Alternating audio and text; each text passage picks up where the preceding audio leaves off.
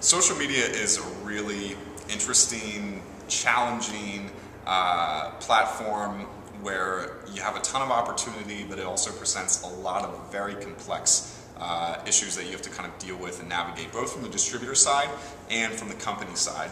And I think that, put yourself in the shoes of a prospect out there, right? An end person that might be interested in an opportunity. And what's a little bit challenging for me is the flow that a lot of people expect to have them go through. For example, you have a distributor that has a Facebook page. They're very active, they engage in conversations, and they get some interest and they get some dialogue going with prospects. Okay, the next step for a lot of distributors is, okay, let's move them onto my blog, right? They created their own blog or a personal site.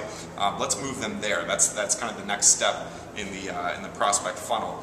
Once they're there, they can learn more about what I'm doing, what I'm interested in, the brand I've built for myself as a distributor, and then a lot of times there's another step. Okay, once we have them at the blog, then let's move them to the replicated site where they can actually have a transaction, or they can complete a lead capture form, purchase a product, whatever that transaction is that they're shooting for.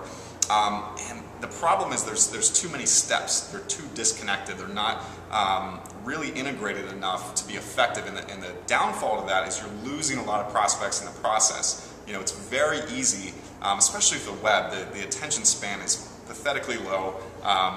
As we all know, you click around, you go to sites, it's like ADD pretty much. You click and you move on to something else. So if you present too many opportunities for a prospect to really click away, whether that's they get distracted on Facebook and they go somewhere else, or they get distracted on your blog and they go somewhere else, you want to minimize the number of steps to getting to that end transaction.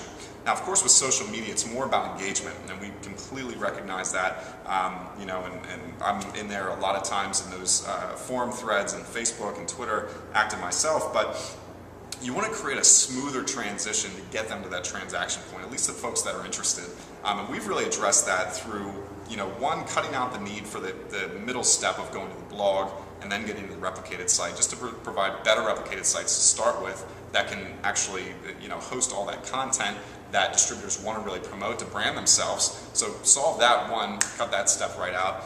And then two, create a smoother transition. We really focused on Facebook, where as soon as you hook up your replicated site through EmpowerKit, it actually launches a Facebook tab for you, for the distributor, in their Facebook page. So you have a nice branded conversion point from Facebook where you have all of these connections being made, people are commenting, you have discussions, you have a point right there where you can capture a lead, or you can take them directly to your site and they can actually engage and see some of that content from the site. So it really streamlines that process of getting from the social hub, where a lot of those conversations and prospects are kind of warmed up and are catalyzed, to get into the transaction point where ultimately you're going to try to sell them, convert them, capture that lead, and get them more interested in your opportunities so they can help build their downline. So, I think it's a really interesting opportunity.